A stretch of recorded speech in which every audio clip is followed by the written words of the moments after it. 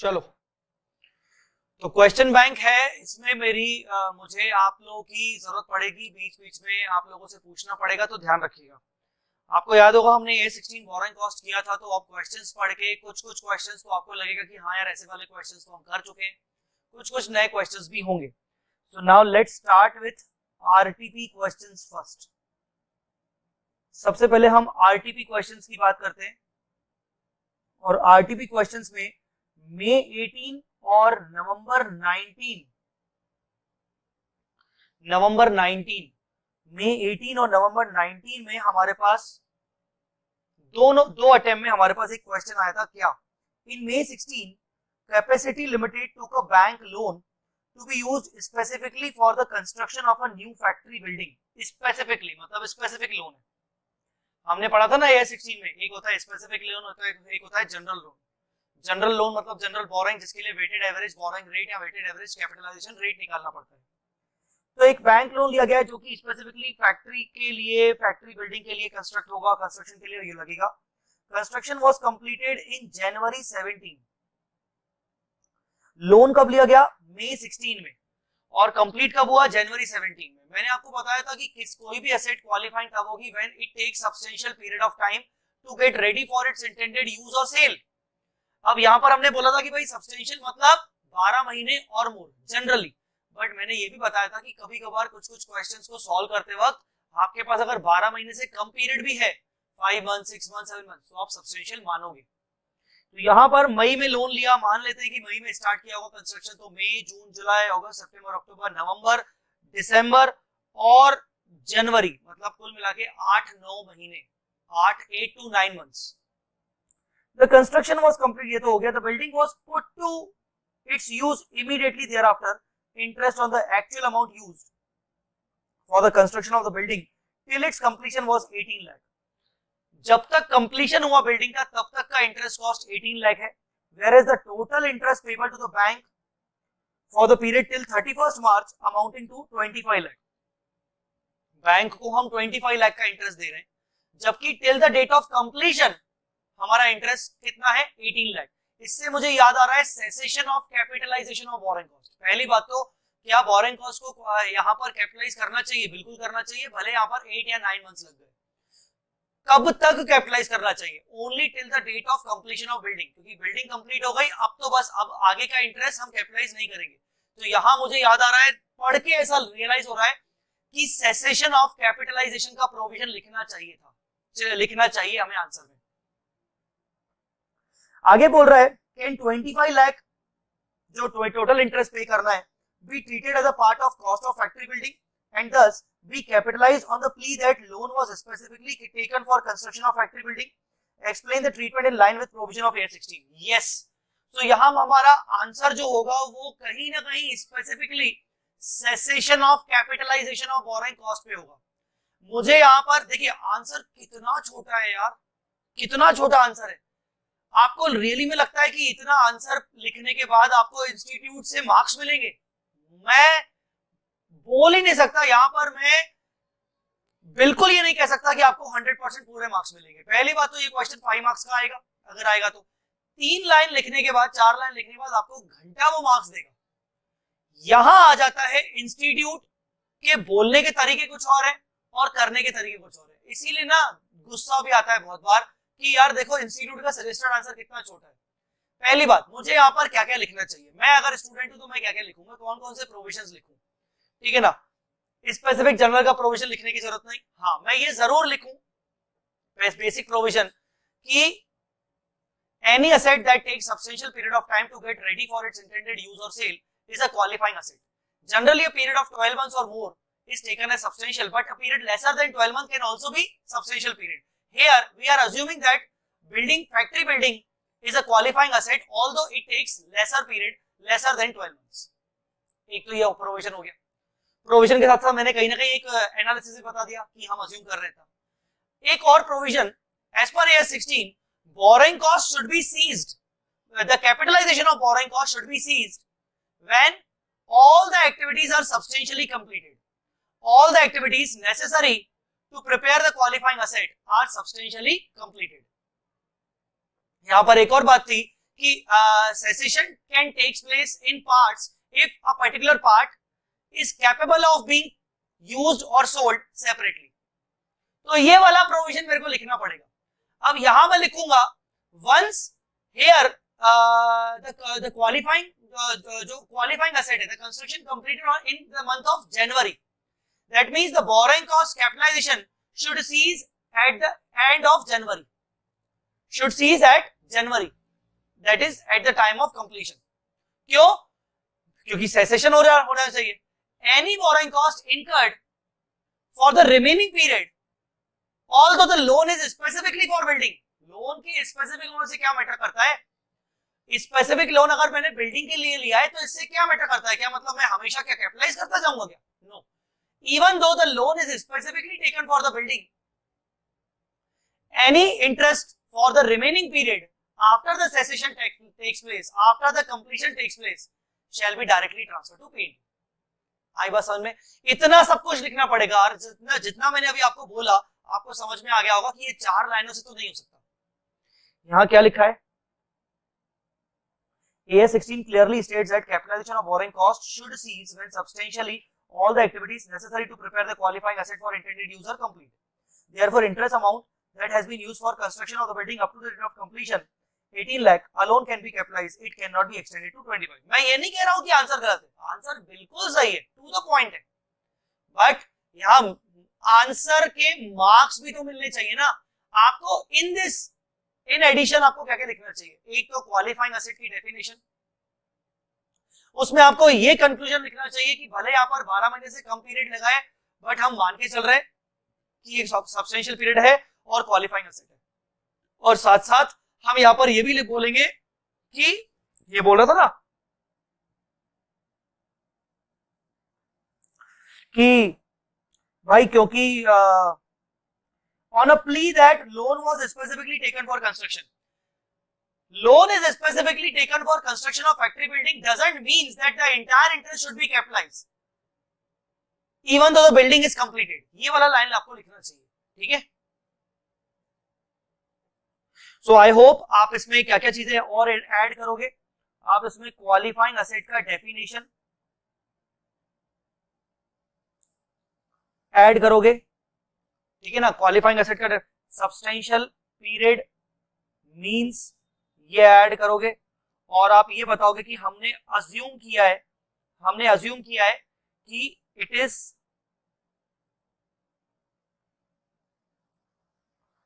Is qualifying asset, ठीक है ना? ये वाली चीज भी आप लिखोगे। इसके अलावा और क्या लिखना चाहिए हमें? बाकी तो ठीक है, वो जो उन्होंने लिखा है सेसेशन वाला, सेसेशन भी उन्होंने आधा अधूरा प्रोविजन लिखा है, उसमें अपन को एक लिखना चाहिए, हालांकि उसका इस क्वेश्चन से कोई मतलब नहीं, पर पूरा तो प्रोविजन लिखो ना। If cessation of capitalisation can takes place in parts also if such part is capable of being used और सोल्ड सेपरेटली, तो आप वो भी लिख सकते हो यहाँ पर, आप वो भी लिखोगे यहाँ पर, ठीक है? इसके अलावा आप और क्या लिखोगे?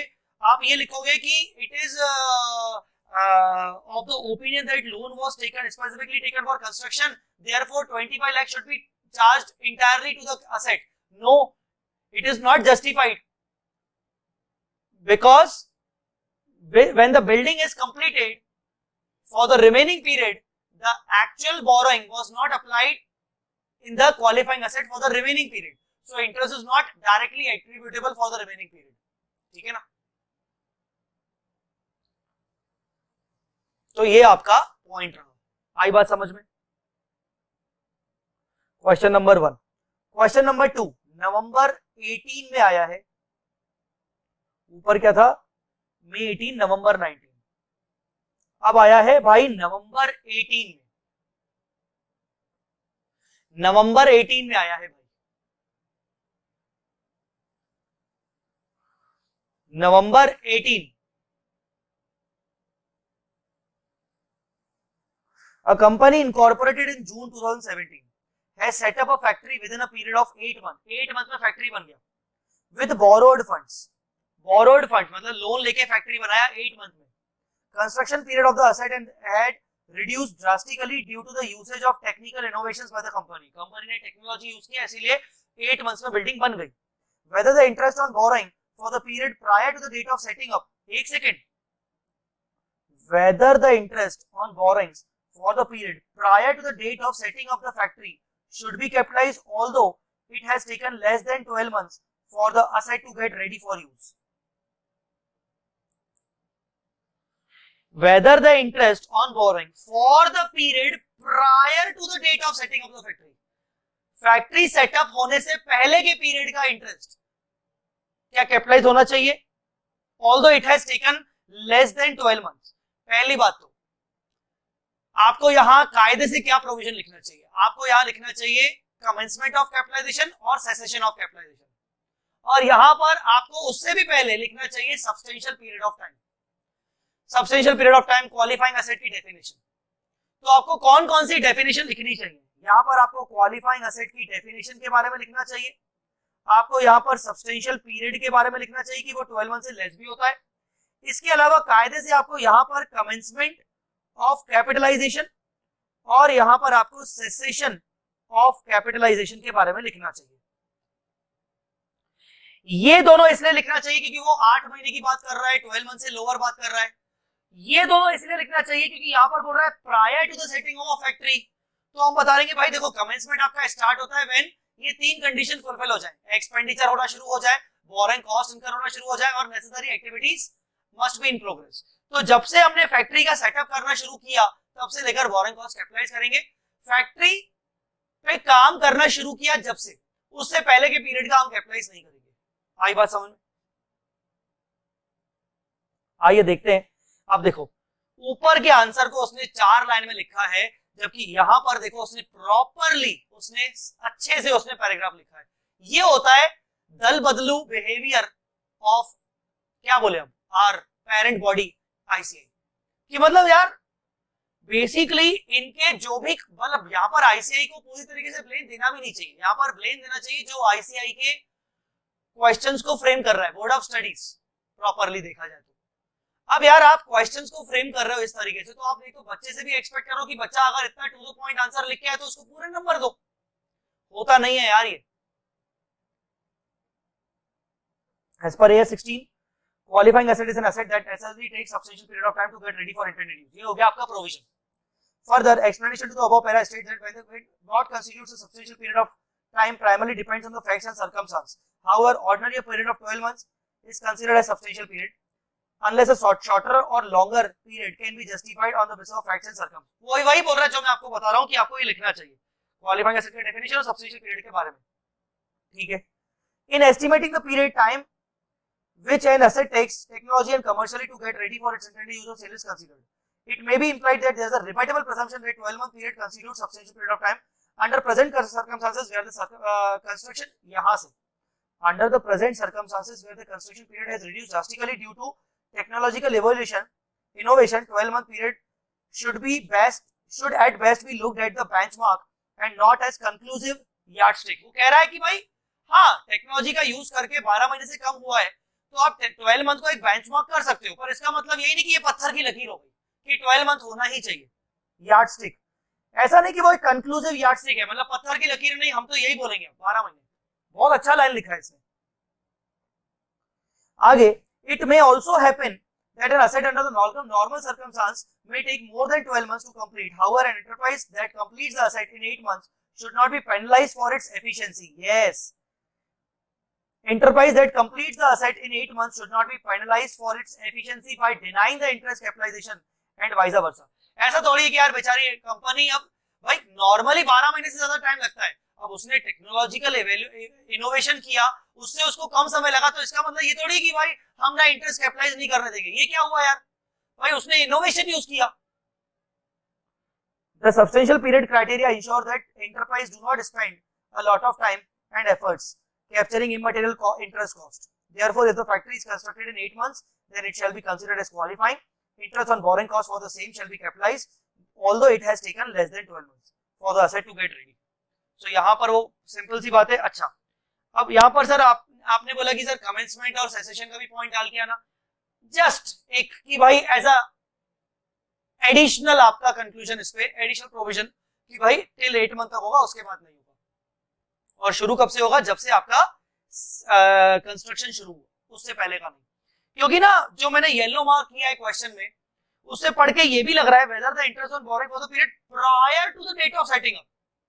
तो ये पॉइंट क्लियर है वैसे, पर कुछ कुछ बच्चों को ऐसा लगेगा कि कंस्ट्रक्शन शुरू करने के पहले का पीरियड, ये कंस्ट्रक्शन शुरू करने से नहीं, ये बोल रहा है फैक्ट्री सेटअप होने के पहले का इंटरेस्ट, मतलब ड्यूरिंग द कंस्ट्रक्शन कैपिटलाइज होगा कि नहीं, बिल्कुल होगा, भले 8 महीने। कोई क्वेश्चन पूछना चाहता है क्या क्वेश्चन नंबर 2 का? कुछ अगर डाउट पूछना हो तो पूछ सकते हो। मैं इस क्वेश्चन को मार्क करूंगा एग्जाम, क्योंकि इनका मुझे आंसर बहुत अच्छा लगा, मुझे इनका कंक्लूजन, मुझे इनका फैक्ट्स ऑफ द केस जो मैंने यहाँ पर हाईलाइट किया है, स्पेशली हाईलाइटेड पार्ट बहुत अच्छा है। आप इसको जरूर एक बार रेफर करके जाना, एग्जाम में इसको करके जाना। क्वेश्चन पढ़ के हमें ऐसा लगता है हाँ हम लिख के आ जाएंगे, लिख के भी आते हैं, पर वो लैंग्वेज जो होनी चाहिए, मैं ये नहीं बोल रहा हूँ कि एक्यूरेटली आपको सेम वैसा लिखना है, but try to write as much as कि भाई वो आईसीआई के लैंग्वेज के जैसा हो। क्वेश्चन नंबर 3, क्वेश्चन नंबर 3 ये कब आया है? ये मई 19 में आया है, मतलब ऊपर से देखें तो मई 18 हो गया, नवंबर 19 हो गया, नवंबर 18 भी हो गया, 18 हो गया, अब ये बचा मई 19। मई 19 में आया है भाई ये question. Zen Bridge Construction Limited obtained a loan of 64 crore to be utilized as under construction of hill link road in Kedarnath। ये तो मुझे सीधा सीधा क्वालिफाइंग एसेट लग रहा है। Purchase of equipment and machinery, working capital, purchase of vehicle, advance for tools and cranes, purchase of technical know-how, total interest लगा 1.6 का। आपको याद है हमने ऐसा सेम क्वेश्चन किया हुआ है 16 में, दिखाऊं?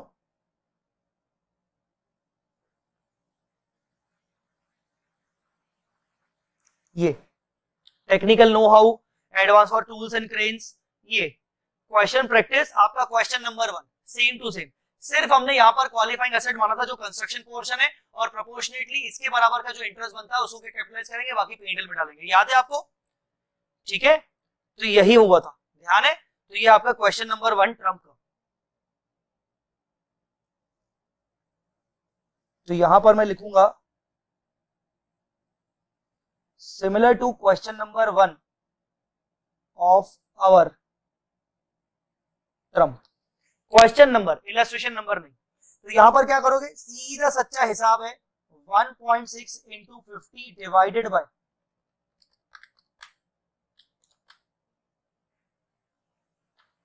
64।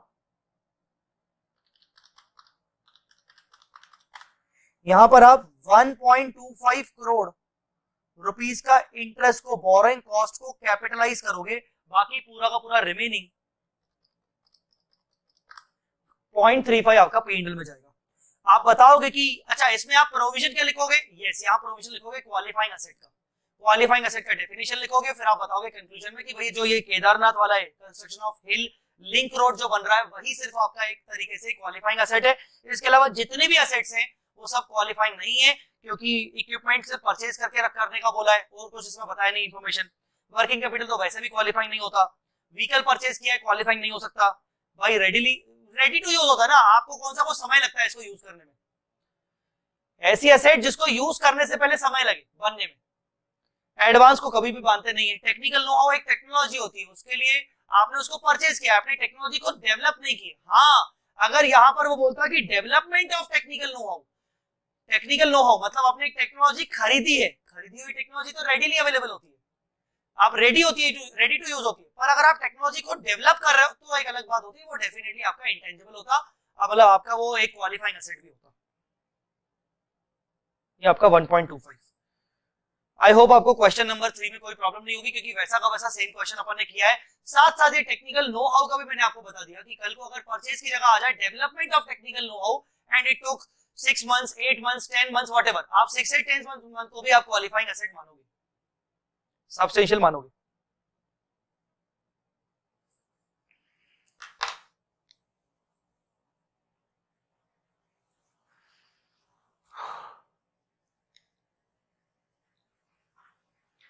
क्वेश्चन नंबर 4 आते हैं मई 20 में आया है, मई 20 क्वेश्चन नंबर 4 आया है मई 20 में।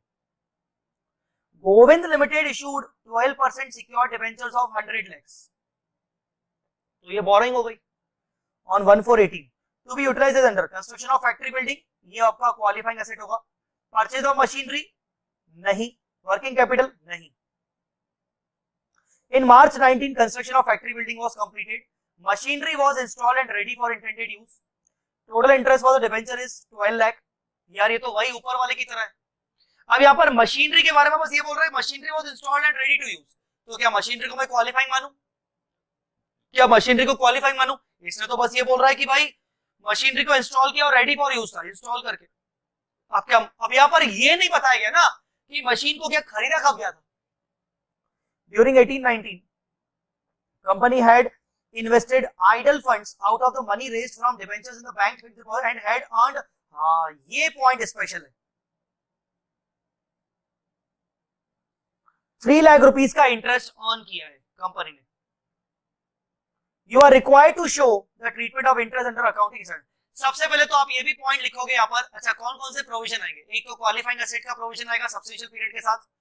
दूसरा एक और प्रोविजन आएगा कि अगर कंपनी, अगर एंटिटी बोरोड फंड्स को टेम्पररी इन्वेस्ट करती है और इन्वेस्ट करने से टेम्पररी इनकम अर्न करती है, तो उस टेम्पररी इनकम को हमें टोटल बोरोइंग कॉस्ट से लेस करना पड़ेगा। तो यहाँ आई थिंक 3 लाख रुपीस को लेस करना पड़ेगा 12 से, तो आपका बचेगा 9 लाख रुपीस। अब 9 लाख के बोरोइंग कॉस्ट को आपको सिर्फ और सिर्फ कंस्ट्रक्शन में कैपिटलाइज करना चाहिए, बाकी नॉन क्वालिफाइंग होना चाहिए। यस, बाकी नॉन क्वालिफाइंग ही है, बहुत अच्छी बात, बाकी नॉन क्वालिफाइंग है प्रोपोर्शनेटली। तो यहाँ बस ये पॉइंट था कि यार एक जो एडिशनली एक पॉइंट आपको लिखना था कि भाई वो टेम्पररी फंड्स इन्वेस्ट करके, टेम्पररी इन्वेस्टमेंट करके आपको इनकम मिला है, उस इनकम को आपको माइनस करना पड़ेगा।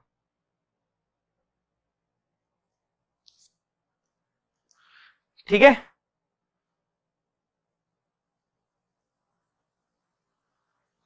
क्लियर इस पॉइंट। अच्छा, इसको पढ़ना चाहो तो पढ़ लो, अगर चाहो तो एक काम करो, इसको आप पढ़ लो प्लस नेक्स्ट क्वेश्चन पे भी आ जाना अगर आप इसको कंप्लीट कर लो तो।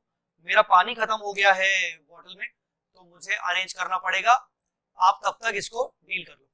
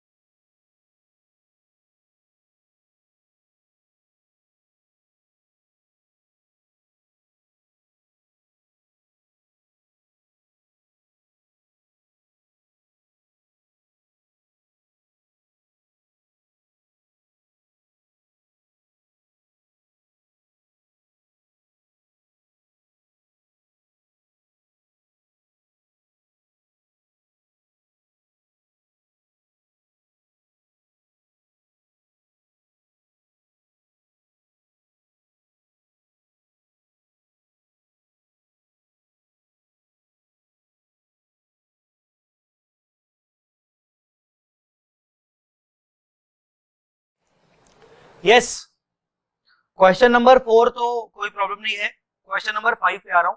क्वेश्चन नंबर 5 नवंबर 20, मई 20 था ना ये वाला, हाँ अब नवंबर 20 के ऊपर क्वेश्चन है। वाइटल लिमिटेड, अच्छा दो क्वेश्चन है यहाँ पर। Vital limited borrowed an amount of 150 crores on 1419 for the construction of boiler plant at 10% per annum। 150 crores का लोन लिया है 1419 को for the construction of boiler plant. Construction of boiler plant को हम क्वालिफाइंग एसेट मान सकते हैं अगर आगे कुछ नहीं दिया हो तो। Plant is expected to be completed in 4 years, ये तो 100% क्वालिफाइंग है। Since the weighted average cost of capital is 13% per annum, accountant of Vital Limited capitalized 19.5 crore for the accounting period ending 31st March 19। कैसे capitalise किया, एक second, 150 का उसने क्या 13 लगाया क्या? 150 का 13, हाँ 150 के ऊपर उसने 13 लगाया। बात को समझो, उसने लोन लिया है 10% की बोरो करके, और ये लोन को उसने डायरेक्टली अप्लाई किया है बॉयलर प्लांट में। ये तो स्पेसिफिक लोन हो गया, और अगर स्पेसिफिक लोन हो गया तो यहाँ पर वेटेड एवरेज कैपिटलाइजेशन रेट लगना ही नहीं चाहिए। तो सर फिर ये weighted average capitalisation cost of capital क्या है यार? अब मैं आपको इसको कैसे समझाऊं? एक्चुअली आप हो ग्रुप 1 में, आपके ग्रुप 2 में एक सब्जेक्ट है एफएम इको, ठीक है ना? उसमें जो एफएम का पोर्शन है ना, आपको उसमें एक चैप्टर होगा cost of capital. Cost of capital कई सालों पहले, मतलब कितने सालों पहले, शायद 8 साल पहले तक मैं एफएम खुद पढ़ाता था। मैं जब लोकल लेवल पे जब पढ़ाता था तो मैं एफएम भी पढ़ाता था। एक्चुअली मुझे बहुत अच्छा लगता था एफएम पढ़ाना। तो एक चैप्टर है आपका cost of capital. Cost of capital आपका एक चैप्टर है। उस कॉस्ट ऑफ कैपिटल में बताया जाता है कि भाई आपका जो कैपिटल होता है वो अलग अलग टाइप का होता है। कैपिटल बिजनेस में पैसा कहां से लगाया जाता है? एक तो डेट से, डिबेंचर्स, एक होता है प्रेफरेंस, एक होता है इक्विटी। डेट का जो रेट ऑफ इंटरेस्ट होता है वो होता है मान लो 8%, प्रेफरेंस का थोड़ा ज्यादा होता है क्योंकि रिस्की ज्यादा होता है डेट से कंपैरेटिवली, तो इनका होता है 10। इक्विटी का सबसे ज्यादा रेट ऑफ डिविडेंड होता है मान लो 13। आप इन तीनों का एक एवरेज रेट निकालते हो और उसको बोलते हैं weighted average cost of capital. Weighted average cost of capital. तो वो बोल रहा है कि हमारा weighted average cost of capital 13% है। अरे भाई वो होगा तो होगा यार, वो तुम्हारे जनरल बोरोइंग के बेसिस पर होगा। इसको तुम बॉयलर प्लांट में तुम 19.5 का इंटरेस्ट कैसे कैपिटलाइज कर सकते हो, जबकि तुम्हारा साल भर में एक्चुअल इंटरेस्ट कितना लगा? 150 का 10% मतलब 15 करोड़। इसमें दो बातें गलत समझ में आ रही है, मैंने अभी आगे का तो पढ़ा ही नहीं। पहला, यहाँ स्पेसिफिक बोरोइंग है, स्पेसिफिक बोरोइंग में वेटेड एवरेज लग ही नहीं सकता।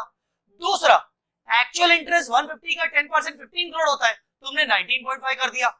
How is it possible? Possible ही नहीं है।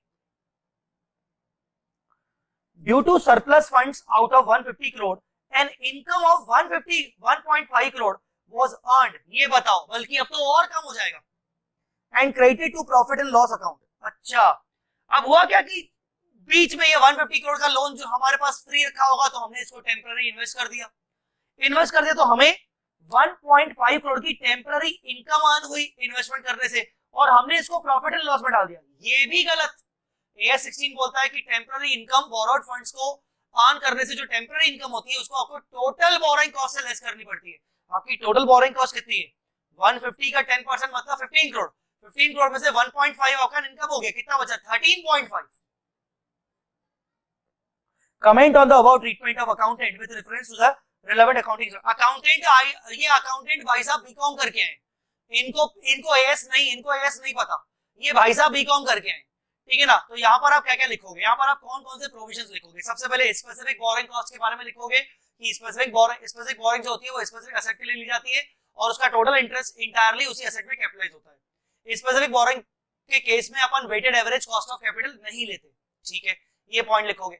दूसरा पॉइंट लिखोगे आप कि एक तो वैसे भी during the year actual borrowing cost incur हुआ है 15, so we can not, how can we capitalise 19.5? It is impractical. आप ये वर्ड्स भी डालोगे, it is impractical, how can we capitalise? It is impractical, it is impossible. मतलब incur किया है कम और कैपिटलाइज कर रहे हो ज्यादा, it is not at all possible. तीसरा कि ऑल्सो टेम्परली बोरोड फंड्स को टेम्परली इन्वेस्ट करने से आपको 1.5 करोड़ का जो इनकम हुआ है वो रॉन्गली पीएनएल में क्रेडिट हुआ है, उसको हमें कहां चार्ज करना, उसको हमें माइनस करना चाहिए total borrowing cost of 15 crore में से। नेट बोरोइंग कॉस्ट को हमें कैपिटलाइज करना चाहिए। इतने सारे आइटम्स का कंक्लूजन देना पड़ेगा विद प्रोविजन, फिर फाइनली आप बताओगे कि 13.5 करोड़ को कैपिटलाइज करेंगे।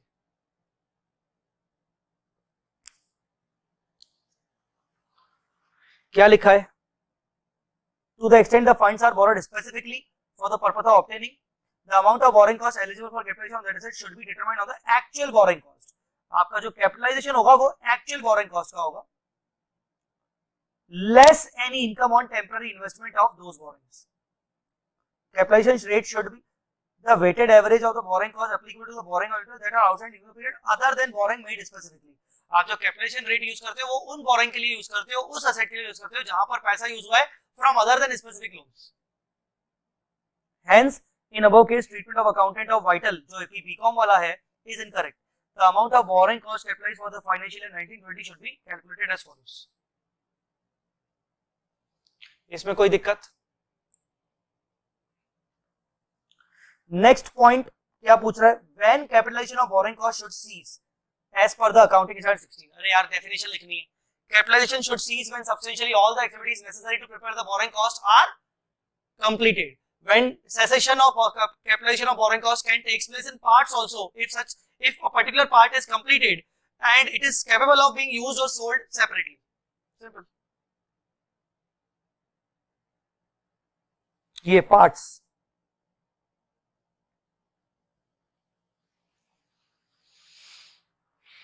इस क्वेश्चन में कुछ पूछना हो तो बोलो. ये जो पहला वाला था ना, ए वाला, इसको भी एग्जाम करो, इसको भी एग्जाम कर लो.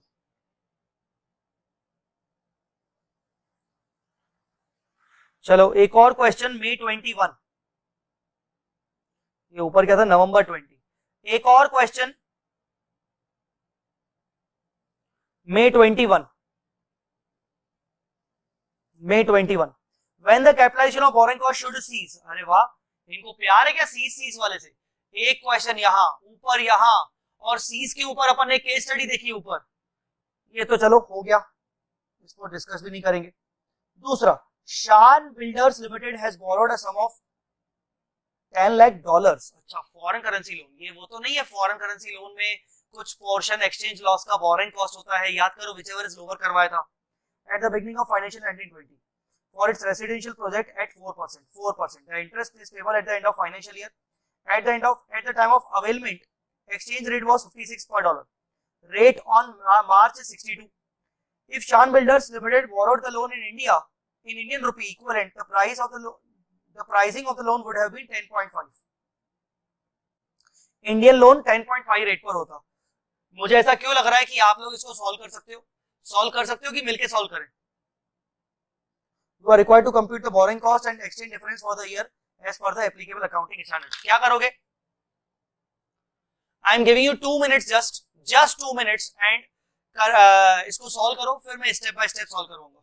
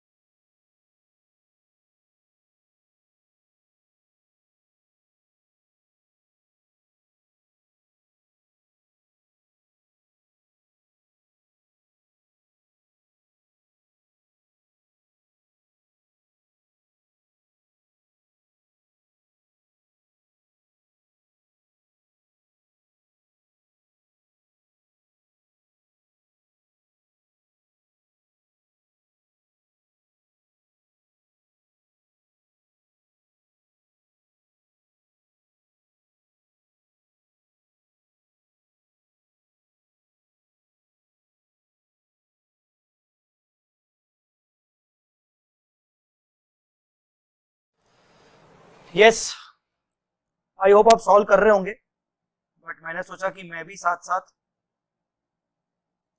स्टेप बाय स्टेप आपको बताता जाऊं। सबसे पहले हमारी स्टेप होनी चाहिए एक्चुअल इंटरेस्ट को कैलकुलेट करने की। तो यहां पर हमारा एक्चुअल इंटरेस्ट कितना होगा, 10 लाख डॉलर का लोन है इंटू 4%, ये आपका इंटरेस्ट हो जाएगा 40,000। अच्छा, मल्टीप्लाई करेंगे इसको 62 से, क्योंकि interest is payable at the year and, तो आपका ये हो जाएगा 24,80,000। ये हो गया आपका एक्चुअल इंटरेस्ट, जो कि आपका ये बोरोइंग कॉस्ट ए, ये मैंने ए कर दिया, बोरोइंग कॉस्ट ए। दूसरा step 2, calculate saving in interest. अगर मैं इंडिया में लोन लेता,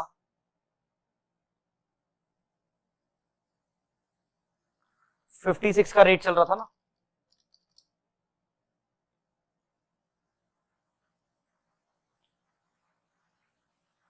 तो इंडिया में लोन लेने पर 10.5% का इंटरेस्ट होता।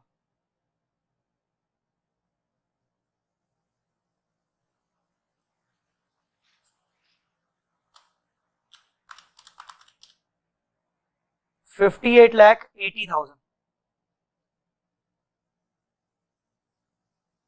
लोड तो कर रहा है, एक्चुअली गड़बड़ तो है, कुछ नेटवर्क इशू आ रहा है।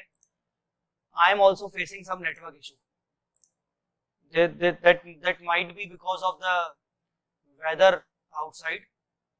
लोड तो हो रहा है, दिक्कत तो जा रही है।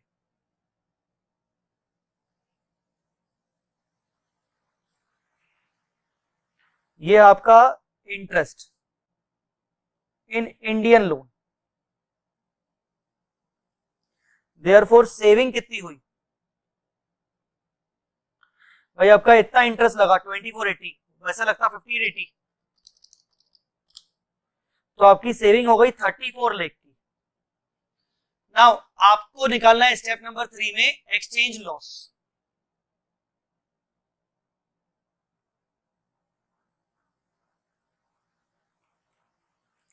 भाई 62 माइनस 56 इंटू 10 लाख डॉलर,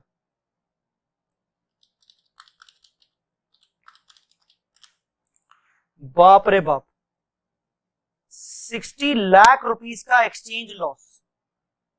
क्या मैं ये पूरा का पूरा एक्सचेंज लॉस बोरोइंग कॉस्ट मानूंगा? नहीं, वो exchange loss to the extent of saving in interest. तो इसका मतलब स्टेप नंबर 4, एक्सचेंज लॉस और saving, saving in interest whichever is lower, that is, ये आपकी बोरोइंग कॉस्ट बी आ गई, दैट इज कितना, 34 लाख। तो आपका finally total borrowing cost A plus B आ गया 2480 और 34, 2480 plus 34,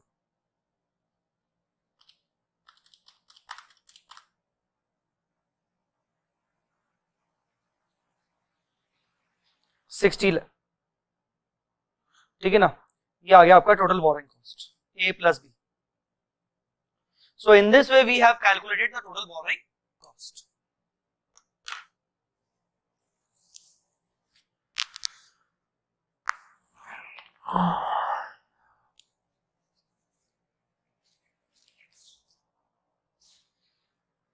In this way we have calculated the total borrowing cost.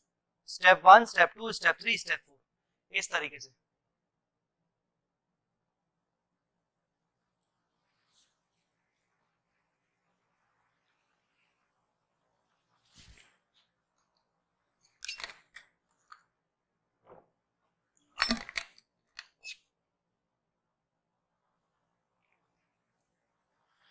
Right,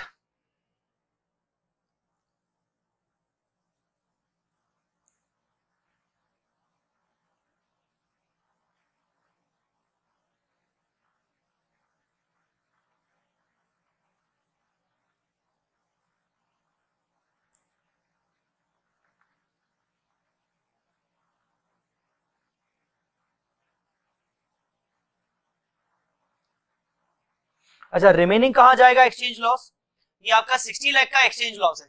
60 में से आपने 34 आपने मान लिया फॉरेन कॉस्ट है, तो बाकी रिमेनिंग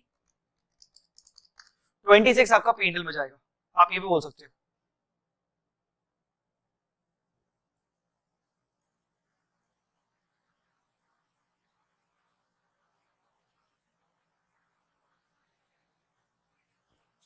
एज पर AS 11, हम तो AS 11 में पढ़ चुके हैं, ठीक है।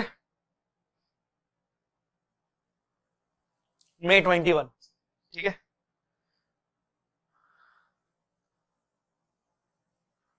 MTP क्वेश्चंस, चलो भैया 6 क्वेश्चंस तो हमने किए RTP के। अब MTP के क्वेश्चन, अरे यार एक ही क्वेश्चन है MTP का, बताओ।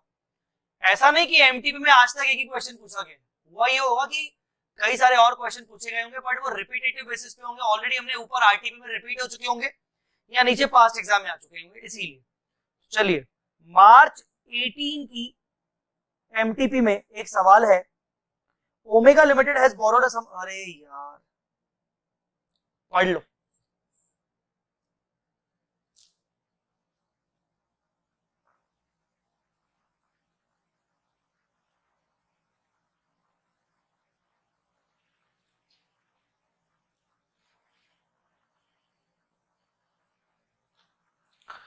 आई होप आपको समझ में आ गया होगा। क्वेश्चन नंबर 7 MTP बस इतना ही है।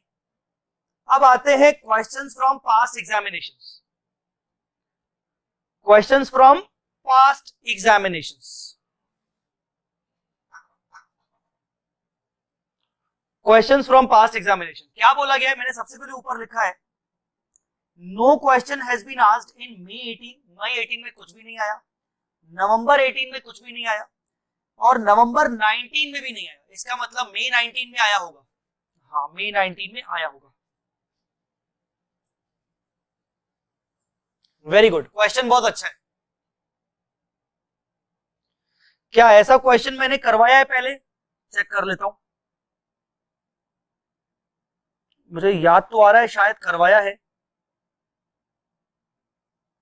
यस, मैंने आपको ऐसा क्वेश्चन करवाया है। हमारे ट्रम्प, मैंने एग्जाम भी लिखवाया, देखो, और ये CA फाइनल का क्वेश्चन था। हमारे ट्रम्प बुक में एक इलस्ट्रेशन नंबर 4 करके है, ठीक है ना। मैंने आपको ऐसा क्वेश्चन करवाया है। अब अपन के क्वेश्चन बैंक में ऐसा क्वेश्चन आ रहा है, ट्रम्प में क्या था? इलस्ट्रेशन नंबर 4, ठीक है। मैं लिखूंगा similar to illustration 4 of Trump.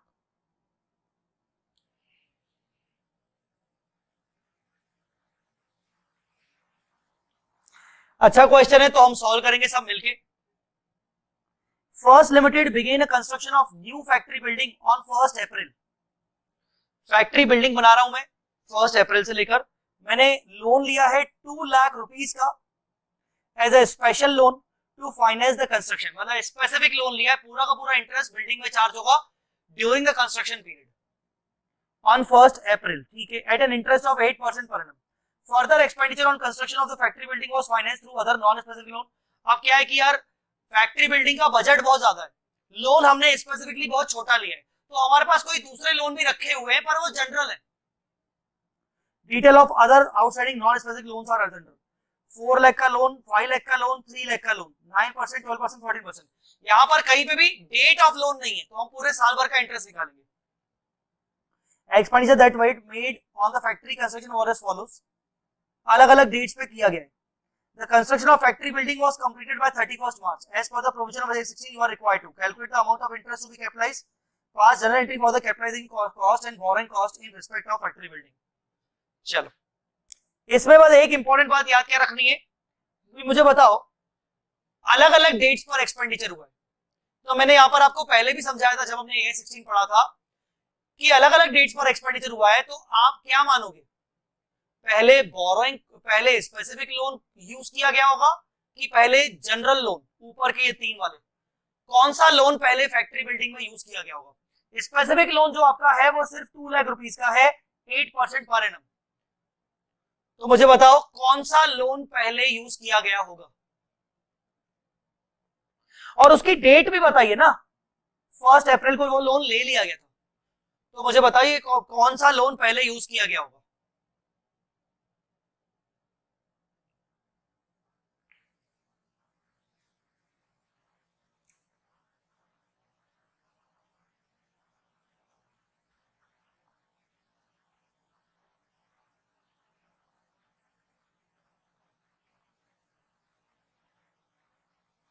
पहले हमने स्पेसिफिक लोन को यूज किया होगा। अगर मान लीजिए स्पेसिफिक लोन की डेट, अगर मान लीजिए स्पेसिफिक लोन की डेट जून होती, तो अगर जून में स्पेसिफिक लोन लिया होता तो मैं डेफिनेटली यहां पर और यहां पर मैं कहता कि भाई यहां पर तो जनरल बोरोइंग ही यूज की गई होगी, और अगली यहां अगस्त से लेकर मैं कह सकता था कि हाँ यहां पर पहले स्पेसिफिक यूज किया गया होगा, पर हमें डेट ऑफ लोन दिख रहा है कि भाई 1 अप्रैल है, तो वो करने की जरूरत नहीं है। बस थोड़ा फास्ट में, सबसे पहले तो वर्किंग नोट नंबर 1 हम लगाएंगे वेटेड एवरेज रेट 453,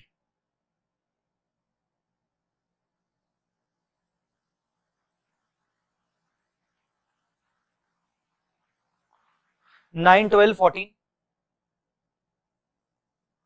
मैं इन तीनों पर पूरे पूरे ईयर का लोन इंटरेस्ट निकाल रहा हूं, क्योंकि डेट ऑफ लोन नहीं दी हुई।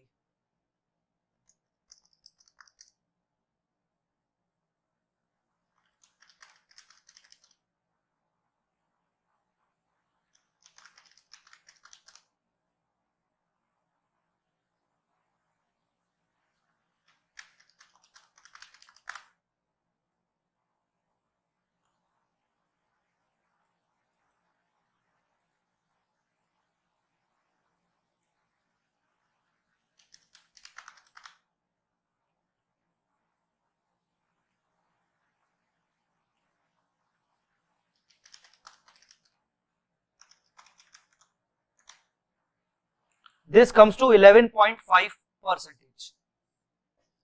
हमारा वेटेड एवरेज बोरोइंग रेट हो गया 11.5%।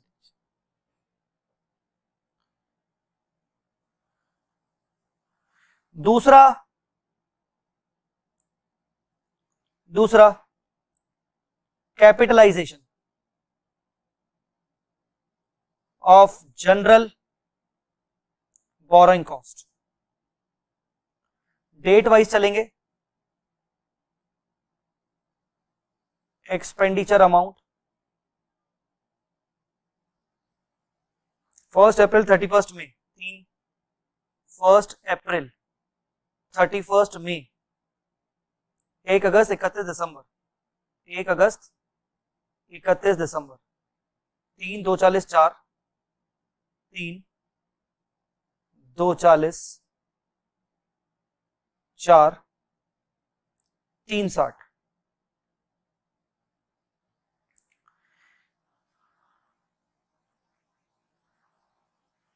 कैलकुलेशन थोड़ी कैसे होगी भाई, 3 लाख, अच्छा 3 लाख में से, एक सेकेंड, 3 लाख में से 2 लाख गया फॉर स्पेसिफिक, ये स्पेसिफिक था, इनटू अब क्या आया 11.5%।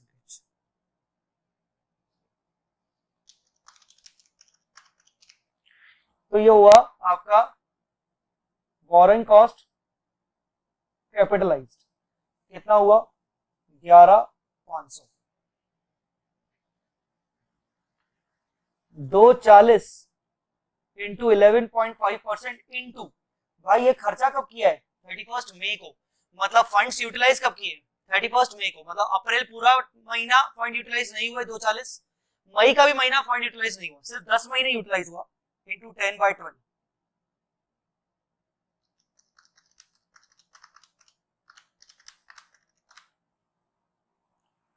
23,000। 4 लाख 11.5%, 1 अगस्त मतलब अप्रैल मई जून जुलाई 4 महीने फंड यूटिलाइज नहीं हुआ, 8 महीने हुआ,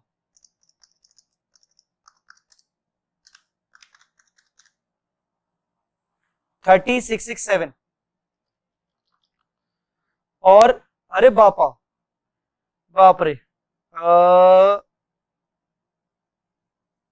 अच्छा हाँ 31 मार्च है ना, ठीक है। 360 इंटू 11.5 इंटू 3/12, 3/12, क्योंकि दिसंबर में फंड यूटिलाइज किए हैं।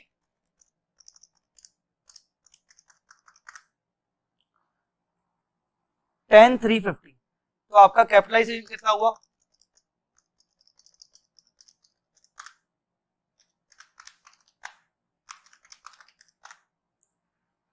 81,649।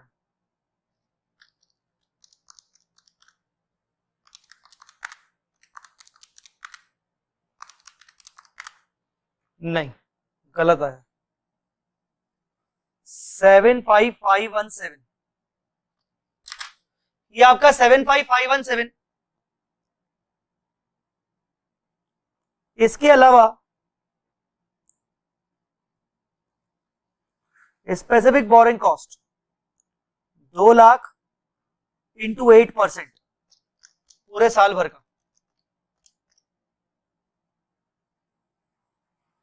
To be capitalised.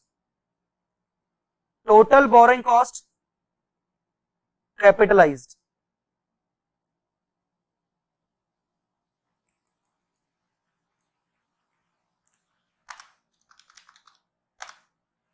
91517। Total borrowing cost आपका कैपिटलाइज हुआ, ठीक है। जर्नल एंट्री क्या होगी? सबसे पहले इन सबकी जर्नल एंट्री क्या होगी? Work in progress to bank, total कितना है ये? 3, 2.4, 4, 3.6,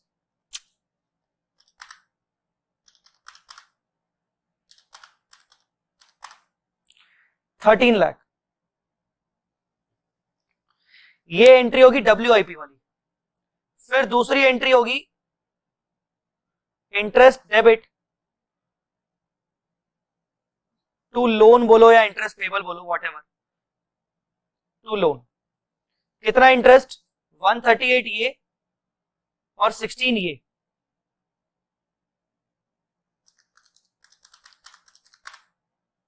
154 का इंटरेस्ट। इसमें से कैपिटलाइज कितना कर रहे हैं? अच्छा, तीसरी एंट्री है WIP को रिवर्स करके फैक्ट्री बिल्डिंग,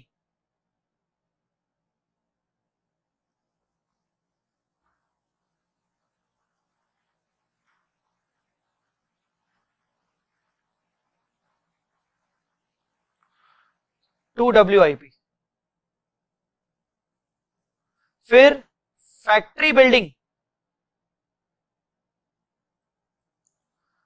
टू इंटरेस्ट, या factory building debit, P&L debit to interest. Total interest capitalise कितना हुआ? 91517।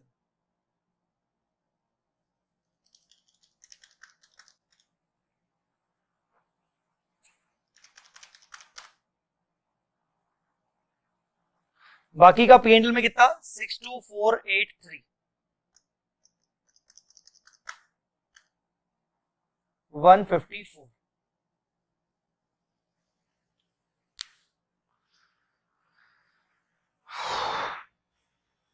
देखें भाई, ये 11.5 आया, 91517 आया, ठीक है। एंट्री उन्होंने ना बहुत ही एक ही की है। मैं आपको रिकमेंड करूंगा कि एंट्री आप ये मल्टीपल एंट्रीज करें, ज्यादा अच्छा होगा, समझ में अच्छे से आएगा। सो यस, ये क्वेश्चन को आप अगर नोट करना चाहते हो तो लिख लीजिए।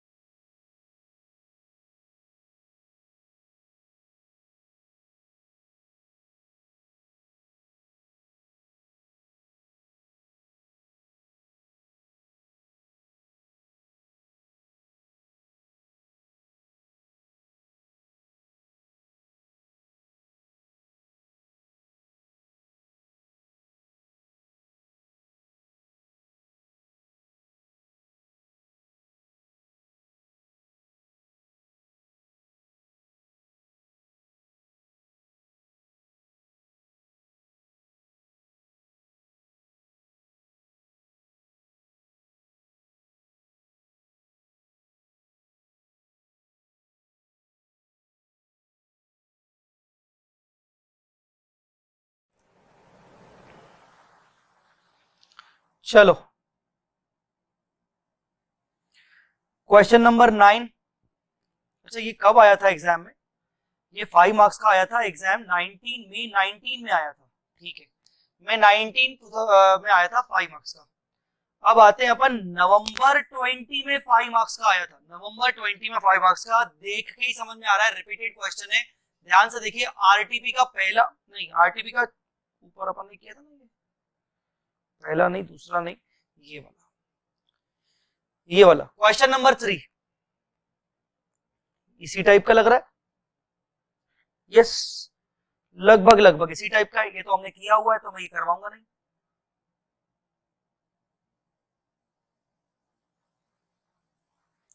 Similar to above question number 3, right? Similar to above question number 3.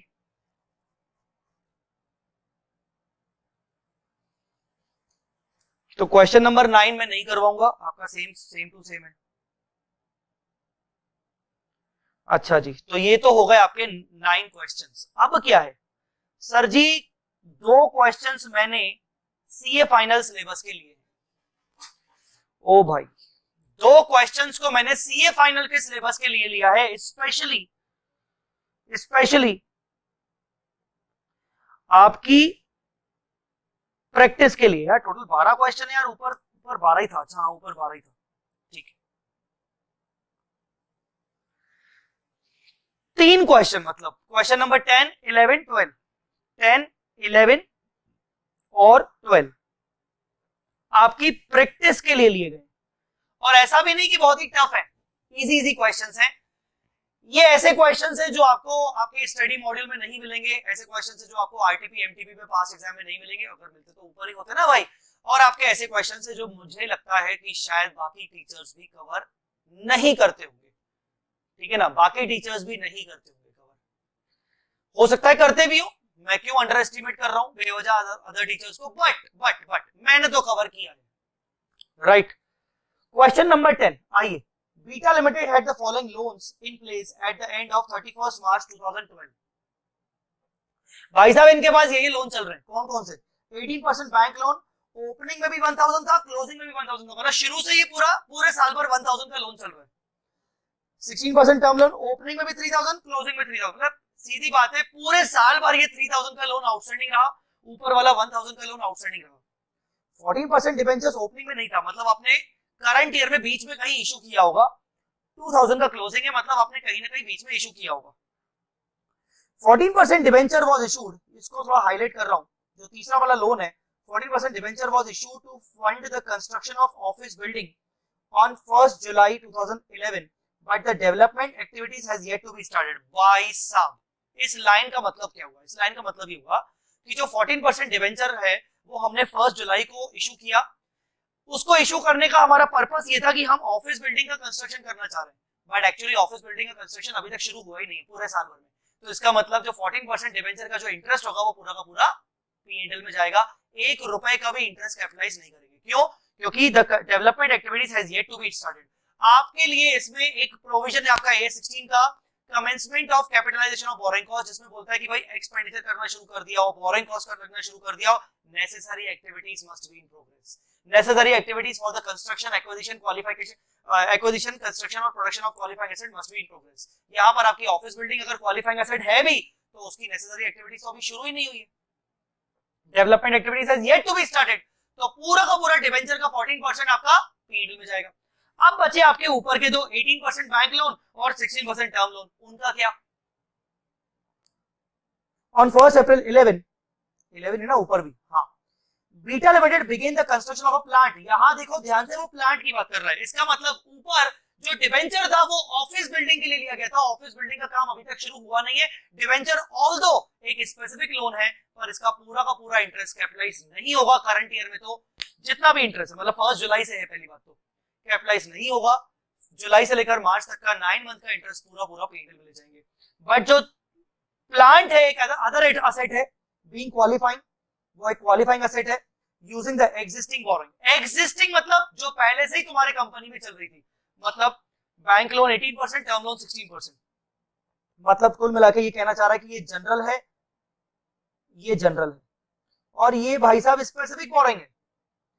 Expenditure drawn down for the construction was 5 lakh and 25 lakh on 1 जनवरी। बस 5 लाख और 25 लाख अलग अलग डेट्स पर एक्सपेंडिचर हुआ है। बताइए कितना कैपिटलाइज होगा। बहुत ही इजी है। क्या करेंगे, सबसे पहले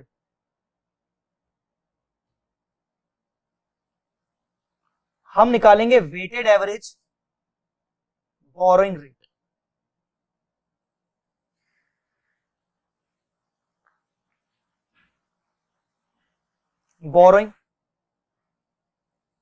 borrowing cost, borrowing 18% bank loan 1000, 18% है तो 180, 16% term loan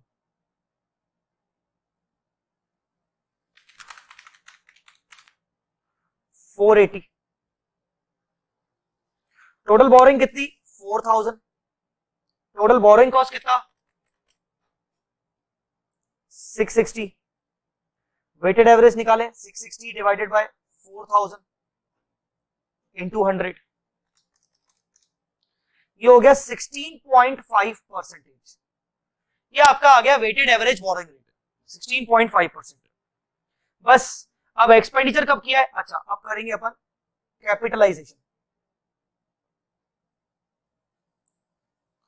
of borrowing cost to plant. 1 April 1 जनवरी, 1 अप्रैल 5 लाख रुपीस, तो 5 लाख इंटू 16.5%। 1 जनवरी 25 लाख रुपीस, तो 25 लाख इंटू 16.5% इंटू 3/12।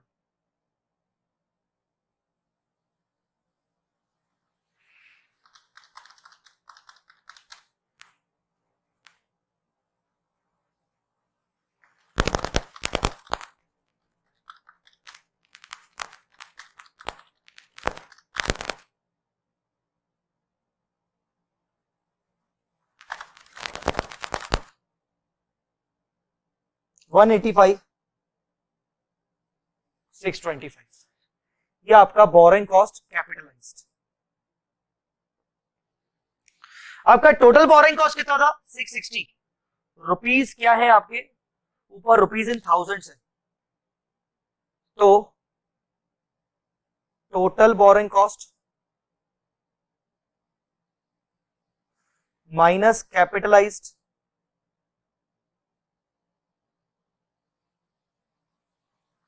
बाकी जाएगा P&L में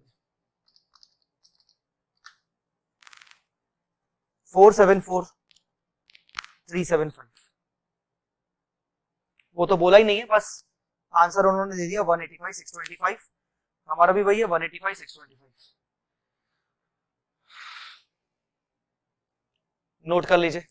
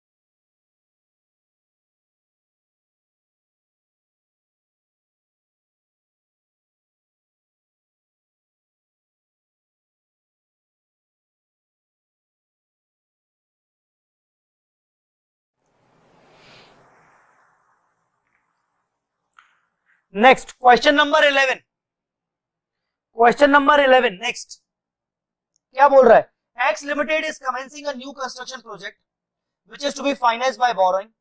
the key dates are, dates बोल रहा है 15 मई को loan interest related to the project starts to be. अरे ये क्वेश्चन किस बारे में मैं आपको पहले ही बता देता हूं। ये क्वेश्चन है आपका commencement of capitalisation of borrowing cost. आपको बोरिंग कॉस्ट किसी भी क्वालिफाइंग एसेट में कैपिटलाइज करनी होती है तो कब से शुरू करनी होती है, उसके लिए 3 कंडीशन फुलफिल होनी चाहिए। Expenditure on acquisition, construction, production of qualifying asset must be started, उसके बाद borrowing cost must be incurred मतलब स्टार्टेड, और तीसरा नेसेसरी एक्टिविटीज या active developments must be in progress, must be started. तो अब बताइए 15 मई को इंटरेस्ट लगना शुरू हो गया, 2 जून को टेक्निकल साइट प्लानिंग कमेंस, ठीक है 2 जून को टेक्निकल साइट प्लानिंग कमेंस हुआ, 19 जून को एक्सपेंडिचर स्टार्ट हो गया, 18 जुलाई को कंस्ट्रक्शन वर्क कमेंस। एक सेकेंड, 3 कंडीशन फुलफिल होने चाहिए। एक्सपेंडिचर स्टार्ट हो चुका हो तो 19 जून को शुरू हो चुका है, बोरिंग कॉस्ट शुरू हो चुका हो वो तो उससे पहले ही 15 मई को शुरू हो चुका है, और तीसरा the most important necessary activities for the preparation of qualifying asset must be started. अब आप नेसेसरी एक्टिविटीज कौन सी डेट से मानोगे, 2 जून मानोगे कि 18 जुलाई मानोगे? 2 जून को टेक्निकल साइट प्लानिंग कमेंस, मतलब देखा जाए तो साइट प्लानिंग कमेंस बोल रहा है, मतलब ये भी तो नेसेसरी एक्टिविटीज का हिस्सा है। और 18 जुलाई बोल रहा है construction work commence. Construction work मतलब अब जो रियल कंस्ट्रक्शन वर्क होता है, मतलब सीमेंट वगैरह का करके वो फाउंडेशन वगैरह खड़ा करना, ये सब स्टार्ट हो चुका है, बट उससे पहले जो उसकी टेक्निकल प्लानिंग होती है वो भी हो चुकी थी 2 जून को। तो जो 2 जून को टेक्निकल प्लानिंग कमेंस हो चुका है मतलब मानेंगे कि नेसेसरी एक्टिविटी शुरू हो चुकी है। तो मेरे हिसाब से द डेट विल बी एक तो 15 मई को इंटरेस्ट लग गया, 2 जून को टेक्निकल प्लान मतलब थर्ड वाली कंडीशन फुलफिल हो गई, और 19 जून को मतलब फर्स्ट कंडीशन फुलफिल हो गई, तो इसका मतलब यहाँ पर 19 जून मानना चाहिए। 19 जून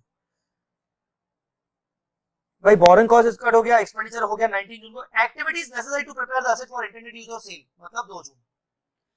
2 जून तो ये आपका कैपिटलाइजेशन ऑफ बोरिंग। यहां पर प्रोविजन नहीं है, आपको कायदे से इससे पहले प्रोविजन भी आप लिख सकते हो, इन्होंने प्रोविजन को साथ साथ भी लिख दिया। ये इसको एग्जाम कर लेना। अच्छा इस क्वेश्चन में इसने ये नहीं पूछा कि पीएनएल में कितना जाएगा, हमने यहां पर पीएनएल में बढ़ाला कितना 474375, इसके अलावा 14% डिबेंचर का 9 मंथ्स के लिए भी वो भी पीएनएल में जाएगा, भूलना मत, वो भी पीएनएल में जाएगा। चलिए last question of the day end of this question bank AS 16 वाला last question, question number 12। X Limited, a treasury department that arrange funds for all the requirements of the company, including funds for working capital and expansion program. During the year ended 31st March 12, the company commenced the construction of qualifying asset and incurred the following expense. कब किया? जुलाई में किया, दिसंबर में किया। The rate of borrowing and interest thereon are long term loan 10 lakh की borrowing, interest 1 lakh, debenture issued 5 lakh की borrowing, interest 65। अरे यार तो बहुत ही इजी है, आपका वेटेड एवरेज रेट निकल जाएगा यहाँ से 165 डिवाइड बाय 15,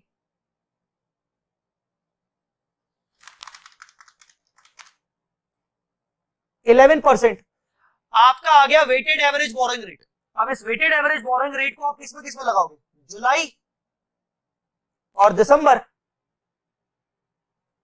जुलाई और दिसंबर, तो 250 इंटू 11% इंटू जुलाई है ना, तो 9 मंथ्स, तो ये होगा 20625, हाँ 20625, और 3 लाख दिसंबर है 1 दिसंबर मतलब 4 महीने into 11% into 4 divide by 12, 11,000 total आपका कितना हो गया 31625 का आपका टोटल आपका capitalisation of borrowing cost. Sir ji PNL में कितना जाएगा, ऊपर का 165 में से 31625 माइनस करेंगे, यह जब आपका जाएगा 133,375। चलिए बॉस, कुछ सीए फाइनल लेवल के भी अपर है, एक्चुअली देखा जाए तो सीए फाइनल लेवल नहीं है, लेवल सीए फाइनल के सवाल है बट लेवल वही है आपका इंटरमीडिएट का, मैंने कुछ शामिल किए। हालांकि हमने रियल सीए फाइनल लेवल के क्वेश्चंस हमने अपनी ट्रम्प बुक में ऑलरेडी कवर किए थे। अगर मैं आपको बताऊं तो हमारा रियल जो सीए फाइनल का जो लेवल हमने टच किया था आपको याद होगा, वो था हमारा इलस्ट्रेशन नंबर 5। क्या क्वेश्चन था उसमें, तो इंसिडेंटल एक्सपेंसेस का परसेंटेज भी हमने शामिल किया था, और इसके बाद इलस्ट्रेशन नंबर 16 ये भी अच्छा क्वेश्चन था, जो रियल आपके एएस सीए फाइनल के अच्छे खासे क्वेश्चंस कवर करने वाला क्वेश्चंस था। चलिए इसी के साथ हमारा एएस 16 का क्वेश्चन बैंक भी हो गया। चलो इकट्ठा हमने सारे के सारे क्वेश्चंस कर डाले। हाँ, अब हम क्वेश्चन बैंक के मामले में किसके क्वेश्चन बैंक में पीछे चल रहे हैं? एएस 11 के क्वेश्चन बैंक में पीछे चल रहे हैं, ठीक है ना। तो चलो ठीक है, एनीवेज अगली क्लास में मुलाकात करते हैं। अभी की क्लास में हमने आज बहुत कुछ किया। सबसे पहले हमने आज AS2 निपटाया, हालांकि हमारा AS2 भी पूरा खत्म नहीं हुआ है। हम अपनी अगली क्लास में AS2 को कंप्लीट कर लेंगे और अगली क्लास में मैं AS10 भी स्टार्ट करूंगा, ठीक है ना। आज की क्लास में हमने AS2 किया पहले 2-2.25 घंटे और उसके बाद मैंने आपको क्वेश्चन बैंक के क्वेश्चंस करवाए। सो इसी के साथ मैं अभी क्लास को ओवर कर रहा हूं आज के लेक्चर को। अगले लेक्चर में मुलाकात करेंगे। अगले लेक्चर में अपन क्या करेंगे? अगले लेक्चर में अपन करेंगे AS2 को कंप्लीट, उसके क्वेश्चंस, और AS10 को शुरू करेंगे, ठीक है। आई होप आपको आज का दिन अच्छा लगा होगा। आज हमने बहुत सारी पढ़ाई की है, मुझे लगता है लगभग 6 आवर्स तक पढ़ाई हमारी हो चुकी है, मतलब जो हम टारगेट लेके चल रहे थे। कल भी हम उसको टारगेट को वैसे ही करेंगे इनिशिएट जैसे हमने आज किया। Thank you so much. अभी के लिए इतना ही, साथ देने के लिए बहुत बहुत शुक्रिया। अभी के लिए इतना ही। Thank you so much. Bye bye, जय माता दी, अल्लाह हाफिज, गुड नाइट।